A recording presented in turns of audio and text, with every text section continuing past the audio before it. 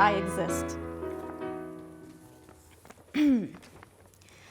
Zionism, you make me angry because within your walls, I, with all my intricacies and complexities, am a moot point.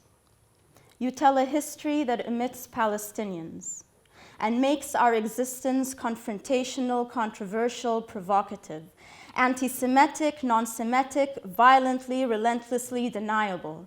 And I, with all the generations of Palestinian in me, stand as tall as the towers that you've pierced into our skies, as high as the wall that you've zigzagged through our lands, defiant, present, because you can vilify my resistance, but you cannot erase my existence. I mean, have you seen the kind of destruction you spill when the Zionist state is questioned?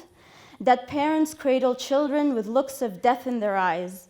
Scattered limbs embellish cities trapped in open-air prisons. Threads of black smoke can be seen all the way from Lebanon.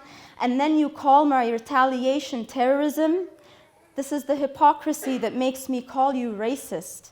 That a self-proclaimed nation builds states on the back of another's liberation.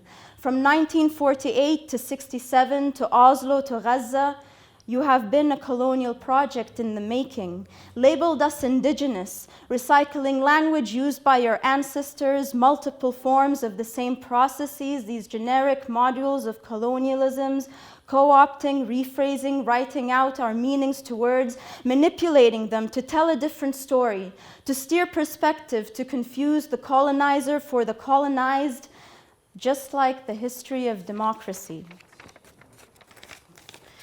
This concept of freedom, equality, and liberty to all, where rule is that of the people and unity is stitched with principles founded on popular sovereignty and self-determination, a word for everyone, for every person's right over life, and words are living things. They breathe with history's ancestry and lineage, and like living things, they can be rewritten and displaced. Democracy was displaced, torn from civilizations that nurtured it and histories it was born into. It once danced to the rhythm of a beating Six Nations before Greece claimed the word for it and France exploded in revolution that dripped with its ideals.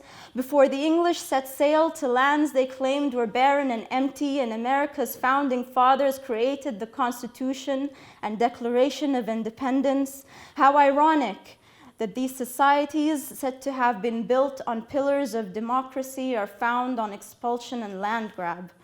We no longer speak of what took place before 1776 and 1867 and of settler governments whose integrities have long ago escaped them. How ironic that the shot heard around the world was from an Iroquois gun, yet democracy doesn't apply to them. That I stand before you today on colonized land as a result of the colonization of my own. How ironic that I was forced out by the only democracy in the Middle East, as your arguments will reiterate. Even though you have claimed Palestine for a chosen people by denying choice to those who were there. But you see, your problem is that I exist, that I have a different story to tell. My presence questions that part of your foundations that don't mention us. Your entire consciousness falls apart, is negated by our existence, by mine.